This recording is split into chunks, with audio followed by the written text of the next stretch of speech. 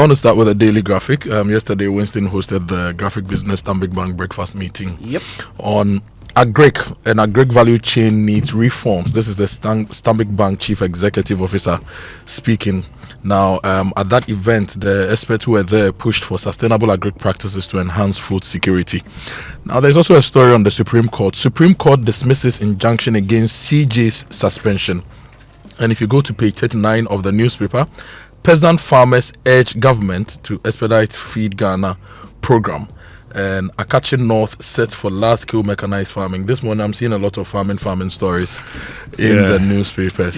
But yesterday, Professor Francis Achu, whom we all know, made the point about assistance, and had talked about how a bank like Stanbic Bank has been helping, other banks have been helping also. But that actually would take me to the point I want to make. That for me, whenever I hear government saying it's giving out money or it's giving out funds for agriculture, I have a problem. Because the evidence on the ground suggests one thing: procurement. Procurement. So if there's no procurement involved, trust me, Feed Ghana, we will tell you how we need to support the farmers with implements, how we need to support the farmers with fertilizer, seedlings, and all of that. Meanwhile, the most expensive component of farming, the land preparation, will be lost on government. Guess what? Because land preparation, you don't have a lot of procurement in there, so you won't get in there. They will let you go and prepare your land, spend a lot of money. And I've told you that how we had gone for seedlings for planting for food and job. We didn't even know the kind of seedling that we were taking. By the time I realized, 20 acres of maize wasted. 20 acres, so sometimes I listen to all of these things and I say, look, please, government, release funds to banks, financial institutions. They will do the right thing. They would make sure that if Kujo goes there, or if I go there, they first of all look at the plan that I have.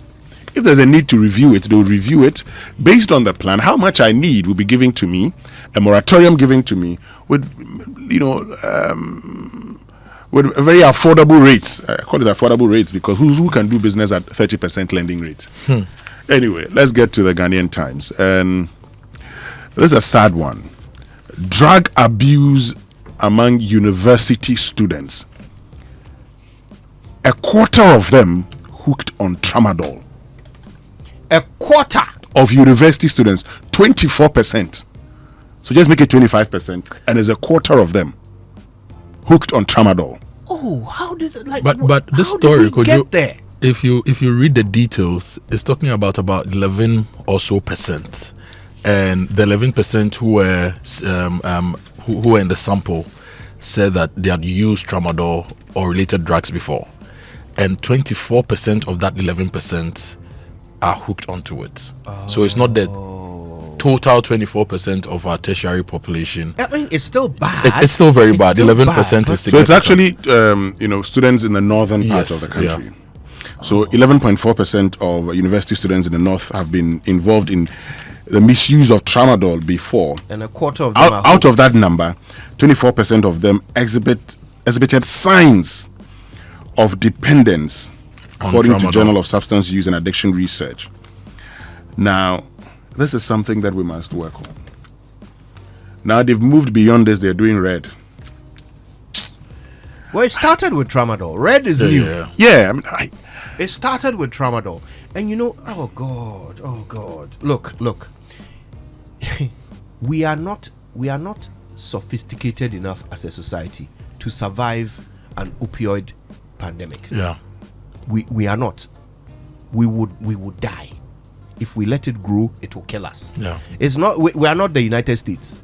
Even they with their so-called NBA, they are dying under the pressure of opioid abuse.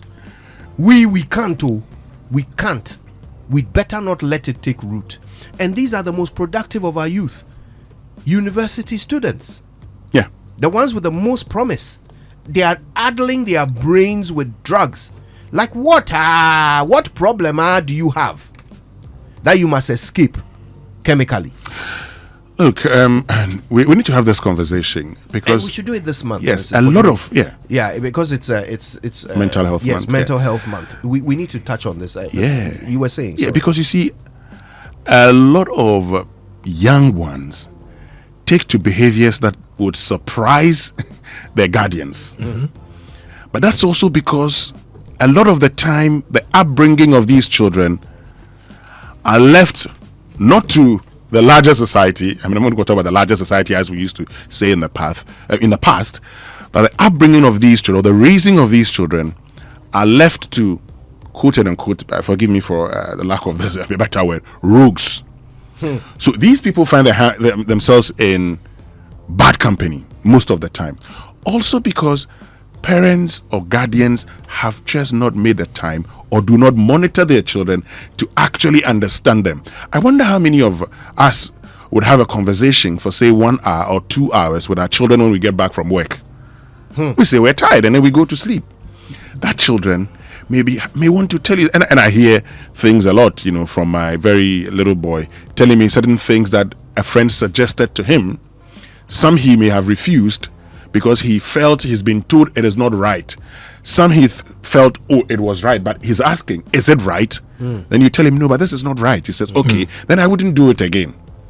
He will come back the next day and say, this person suggested I do this, but I said no because my father told me it wasn't right. But you're going to give him reasons why you think it is not right. Yeah. You just don't say it is not right. Yeah. So he understands. Because at every point in time when superior reasoning is provided, so make sure you help him understand things. But many of us have left the upbringing and the raising of children to chance. Let me go anyway. Now, Winston, on the tramadol and the drug abuse, we need to look at energy drink consumption trends because they go together. And if you look at energy drink consumption trends, the highest users of energy drinks these days in the country are people aged between 20 and 30. It goes with the red or the tramadol or any of those. And a survey in Ho a couple of years ago suggested that 70% of your commercial drivers in Ho were hooked onto energy drinks. And on average, each driver took about 8 to 10 bottles a week. And sometimes it goes with these things.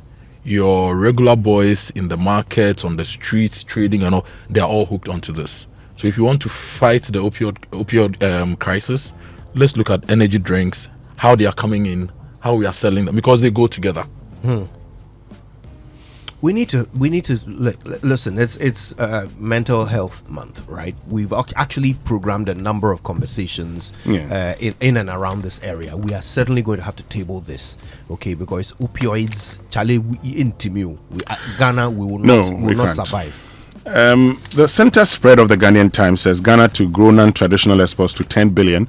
That's according to President Mahama when he launched the Accelerated Export Development Advisory Committee on Monday, a committee which he chairs and has Davis Nakobo, who's president of FAGE, as a member. Government declares 701 diplomatic service passports invalid.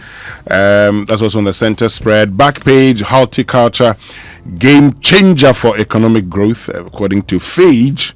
And so come to the photograph of Davis Nakobo. So we're told that Ghana's horticultural sector has the potential to drive economic growth. And so this year's Ghana Horticulture Expo scheduled for the 11th to the 13th of June 2025. Now, scenes of yesteryear museum unveiled at Gomwa Potson, that's Gomwa area. The yesteryear is what excites me. There used to be a man in Takari known as Mr. Yesterday. The guy's name is Mr. Yesterday. Okay, now the Ghanaian publisher Penyomakin petitions IGP fish out officer who assaulted me. On the Boko crisis, Baumia calls for cooperation. MPs are commending dredge masters for doing a good job to control flooding within Accra, and Mahama fails to deliver key promises. 120 days, 26 promises. Yeah. Which of them have been delivered? Which of them is yet to be delivered? Which of them is is still in the planning stages. In the pipeline. We'll be talking about those here. We're talking about all of them, all the things, all the launches too. A lot of the promises to our launch. We'll launch. Yes. We'll launch. This is we'll what launch. I was talking to Akpafu about in the morning. That when you want to evaluate how well someone has performed against the promise they made, first of all, evaluate the output, not the input. So he says, I'm gonna distribute 500 textbooks. Okay, but what's the output? Those 500 textbooks are going to increase the pass rate by what percentage?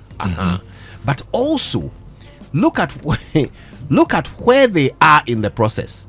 Don't tell me that you are doing agenda 111, for example, and you have only commissioned one hospital, and you say the rest of them are in the pipeline, so you fulfilled your promise. We'll get to that. We'll get to that. We'll get into it. There is also another story here. The Ghanaian, the new publisher, Ghanaian woman rescued from kidnappers in Nigeria. Oh yes, yes, and this we are told week. was related to some scammers, romance scam, and all those things. The news center says CJ Saga Supreme Court delivers 5-032 decisions. Baumia urges unity and to politicization of Boko conflict. Republic Bank deepens commitment to Volta region. MPs decry decay of Pokwasi affordable housing project. No system breach. Momo is safe. Secured MTN, and MTN Ghana injects 3 million Ghana cedis into a great cut sort for vegetable center of excellence at the University of Ghana Farms.